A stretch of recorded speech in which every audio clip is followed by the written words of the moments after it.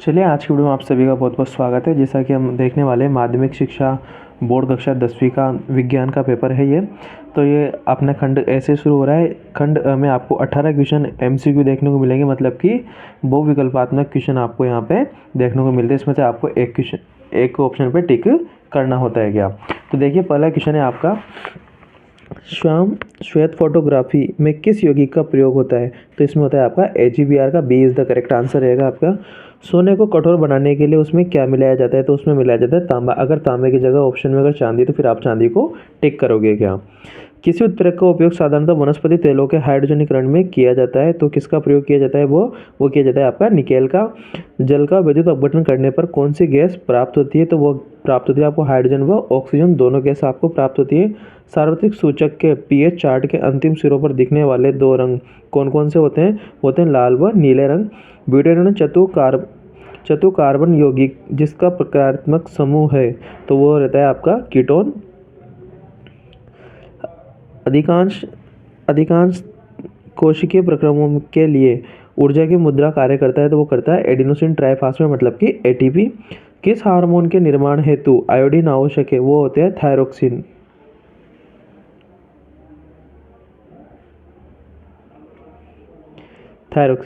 मस्तिष्क उत्तरदायी सोचने के लिए उत्तरदायी होता है, हृदय स्पंदन के लिए होता है, शरीर संतुलन बढ़ाने के लिए होता है। तो इसमें आ जाएगा उपयुक्त सभी। सभी के लिए क्या होता है, मस्तिष्क उत्तरदायी होता है। कायिक प्रवर्धन के लिए सत्य घटना कौन सी इसमें से, इसमें उगाए गए पौधे एवं पुष्प कम समय में उगने लगते हैं, बिल्कुल सही है। बीज उत्पन्न करने की क्षमता खो चुके पौधे के इसके लिए उगाए जाते हैं, ये भी सही है। इससे उत्पन्न सभी पौधे आनुवंशिक रूप से जनक के पौधे के समान होते हैं, सही है। तो इसमें आ जाएगा उपयुक्त सभी। मेंडल ने अपने प्रयोग के लिए चुना, तो मेंडल ने अपने प्रयोग के लिए उद्यान मटर को चुना। निम्न में से कृत्रिम पारिस्थितिक तंत्र है, फुलवारी पार्क जलजीवशाला उपयुक्त सभी। तो इसमें आ जाएगा उपयुक्त सभी। दंत विशेषज्ञों मरीजों के दांतों का बड़ा प्रतिबिंब देखने के लिए प्रयुक्त करते हैं, तो अवतल दर्पण का प्रयोग करते हैं। निकट दृष्टि दोष उत्पन्न होने का कारण क्या है, नेत्र गोलक का लंबा हो जाना। किसी विद्युत धारा के सतत बंद पथ को क्या कहते हैं, विद्युत परिपथ कहा जाता है उसको। अगला क्वेश्चन है,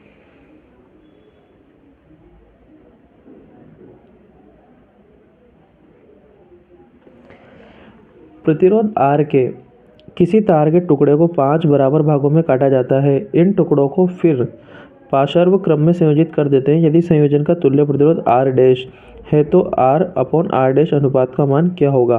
तो इसका मान आएगा आपका 25। प्रेरित धारा की दिशा निम्न में से किसको प्राप्त होती है। तो फ्लेमिंग के दक्षिण हस्त नियम से प्राप्त होती है क्या। विद्युत उपकरणों को भू संपर्कित किया जाता है ताकि क्या हो, तीव्र विद्युत आघात तो न लगे, मतलब कि आपको तीव्र आघात न लगे क्या। तो ये थे आपके MCQ अवसदा वाले जो क्वेश्चन थे आपके। अब आपके रिक्त स्थान की पूर्ति कीजिए वाले क्वेश्चन आएंगे, जो कि 6 क्वेश्चन रहेंगे और सभी के लिए एक एक अंक के क्वेश्चन रहेंगे आपके। पहला क्वेश्चन है, लेड नाइट्रेट के चूर्ण को क्वथन नली में लेकर गर्म करने पर रंग का धुआं उत्सर्जित होता है। किस रंग का, तो भूरे रंग का धुआं उत्सर्जित होता है। अगला है, उत्कृष्ट गैस ऑर्गन के M कोश में इलेक्ट्रॉन की संख्या होती है, कितनी होती है, 8 होती है। मादा हार्मोन को कहते हैं एस्ट्रोजन। पारतंत्र के घटक होते हैं अन्योन्याश्रित, मतलब एक दूसरे के ऊपर आश्रित होते हैं क्या। विद्युत परिपथ में एमीटर में संयोजित करते हैं, एमीटर को श्रेणी क्रम में संयोजित करते हैं। धारावाही वृत्ताकार चाल के आसपास उत्पन्न होता है, तो चुंबकीय क्षेत्र उत्पन्न होता है। अगला क्वेश्चन है आपका, फुलरिन क्या है। तो फुलरिन कार्बन का एक अपरूप है जिसमें कार्बन परमाणु फुटबॉल के समान रूप से व्यवस्थित होते हैं। अगला क्वेश्चन है, किसी रासायनिक समीकरण का संतुलन किस आधार पर किया जाता है। तो किसी भी रासायनिक समीकरण का संतुलन द्रव्यमान संरक्षण के नियम के आधार पर किया जाता है।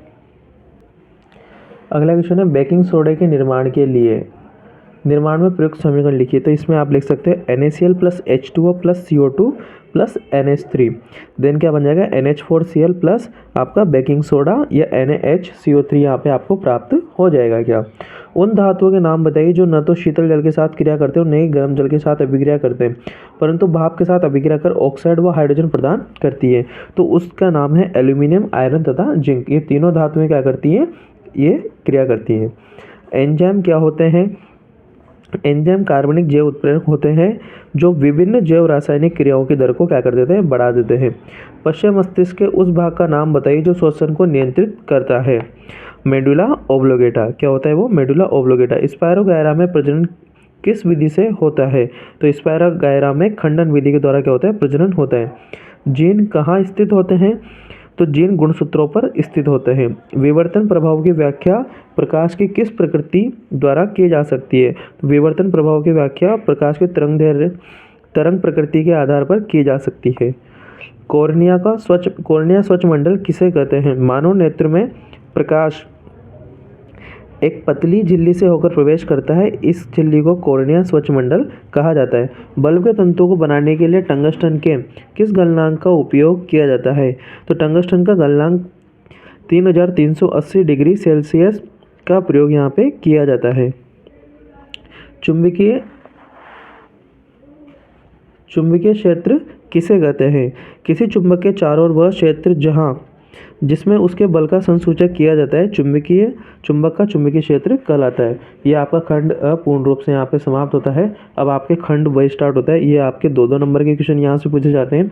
पहला क्वेश्चन है आपका ऑक्सीकरण किसे कहते हैं? उदाहरण सहित समझाइए। तो वह रासायनिक अभिक्रिया जिसमें किसी भी पदार्थ में ऑक्सीजन की वृद्धि तथा हाइड्रोजन की कमी होती है, ऑक्सीकरण कहलाता है। उदाहरण आप दे दीजिए, C+O2 CO2 हो जाएगा। Mg की अभिक्रिया ऑक्सीजन से कराने पर मैग्नीशियम ऑक्साइड आपको प्राप्त हो जाएगा। क्या अगला 5वां क्वेश्चन, क्लोराइड परिवार व नाइट्रोजन परिवार के 4 लवण लिखिए। तो क्लोराइड परिवार के आप लिख सकते हैं sodium chloride, potassium chloride, magnesium chloride, ammonium chloride. इधर से आप लिखना नाइट्रेट के potassium nitrate, sodium nitrate, calcium nitrate और अमोनियम नाइट्रेट। अगला क्वेश्चन है रासायनिक गुणधर्मों के आधार पर धातुओं व धातुओं में विभेद कीजिए। तो इसमें आप लिख सकते हो कि धातुएं क्या होती हैं? विद्युत धनी होती हैं, ये आसानी से इलेक्ट्रॉन देकर धनायन बनाती हैं, जबकि अधातु विद्युत ऋणी होती हैं, ये इलेक्ट्रॉन ग्रहण करके ऋणायन बनाती हैं। दूसरा पॉइंट आप लिख सकते हैं धातुएं वायु में दहन करके क्षारीय ऑक्साइड बनाती हैं, जबकि अधातु वायु में दहन करके अम्लीय उदासीन ऑक्साइड बनाती हैं। अगला एकल परिसंचरण तंत्र किसे कहते हैं? उदाहरण से समझाइए। तो शरीर में एक चक्र में केवल एक ही बार रुधिर का हृदय में आना एकल परिसंचरण तंत्र कहलाता है। इस प्रकार का परिसंचरण तंत्र मछलियों में पाया जाता है।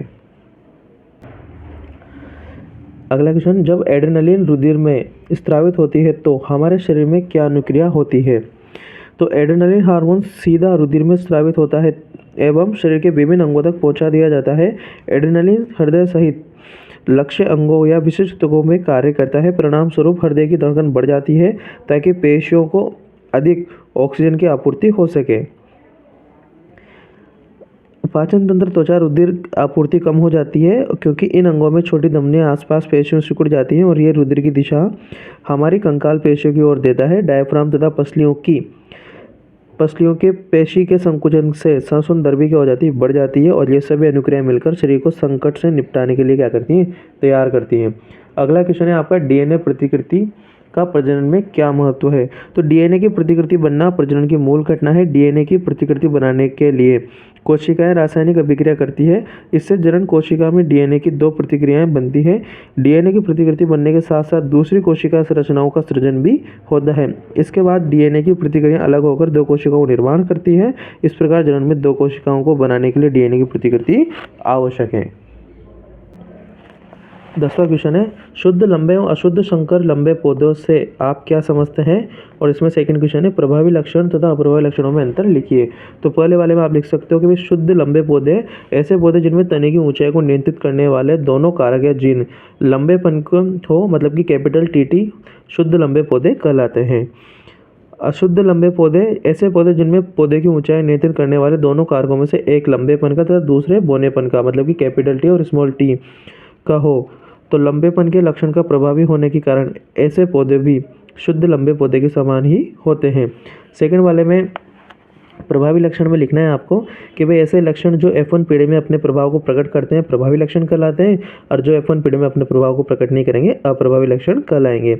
प्रभावी लक्षण के लिए समयुग्मजी कैपिटल TT होता है और इसके लिए समयुग्मजी स्मॉल TT होता है बौनेपन के लिए। अगला है 11वां क्वेश्चन, अवतल लेंस द्वारा बने प्रतिबिंब की प्रकृति, स्थिति तथा आपेक्षिक साइज लिखिए। लिखिए जबकि बिंब की स्थिति अनंत पर हो।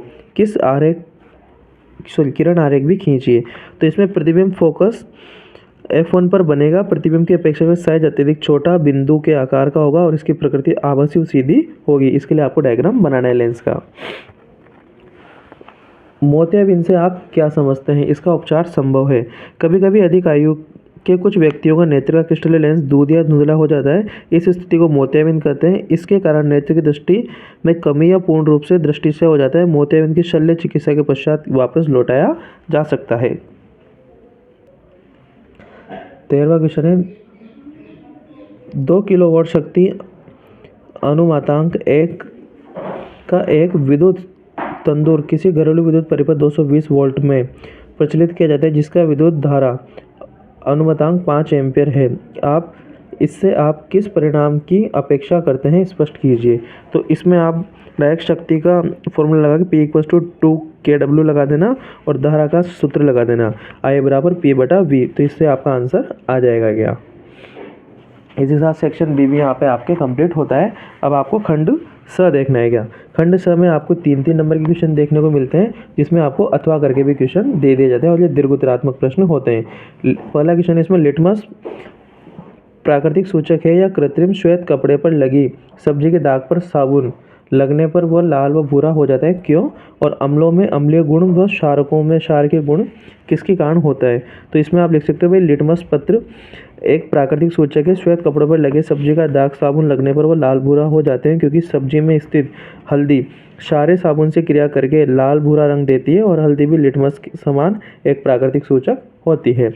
और अम्ल सेकंड वाले में अम्ल विलयन में हाइड्रोजन H+ आयन उत्पन्न करते हैं जिसके कारण उनका गुणधर्म अम्लीय होता है, जबकि क्षारक विलयन में हाइड्रोक्साइड आयन उत्पन्न करते हैं जिसके कारण उनका गुणधर्म क्षारीय होता है।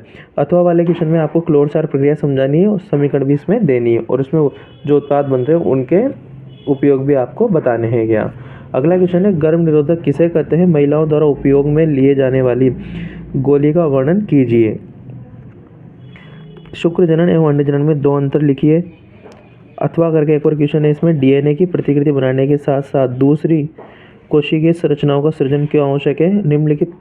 निम्नलिखित प्रकार के जनन एक उदाहरण भी दें। तो इसमें द्विखंडन, मुकुलन, बीजाणु निर्माण और पूर्ण आपको समझाना है। तो पहला है गर्भ निरोधक किसे कहते हैं कि वे प्राकृतिक तथा यांत्रिक विधियों द्वारा निषेचन को रोकना। गर्भ निरोधक विधियों द्वारा अंडे और शुक्राणु के संलयन को रोका जाता है और गर्भ निरोधक गोलियों को रोज खाना पड़ता है जिससे महिला में अंडोत्सर्ग नहीं होता, जिसके फलस्वरूप निषेचन न होने के कारण संतान की उत्पत्ति नहीं होती है। तो इस क्वेश्चन का ये आंसर है आपके। और सेकंड में आपको बताना है शुक्र जनन अंड जनन में 2 अंतर कि भाई यह क्रिया वृषणों में संपन्न होती है शुक्र जनन की और यह अंडाशय में संपन्न होती है। शुक्र जनन की क्रिया प्राणी में जीवन पर्यंत जारी रहती है, जबकि अंड जनन ये क्या है एक निश्चित आयु के बाद पश्चात क्या हो जाती है, बंद हो जाती है क्या। 16 नंबर का क्वेश्चन है आपके उत्पादक एवं अपमार्जक में कोई 2 अंतर लिखिए। तो आप लिख सकते हो उत्पादक ये सभी हरे होते हैं, ये हरे पादप होते हैं और अपमार्जक ये सूक्ष्म जीव होते हैं। इधर आप लिख सकते हो वापस उत्पादक में उत्पादकों की प्रकृति स्वपोषी प्रकार की होती है और इधर लिखना है इनकी प्रकृति विषमपोषी प्रकार की होती है।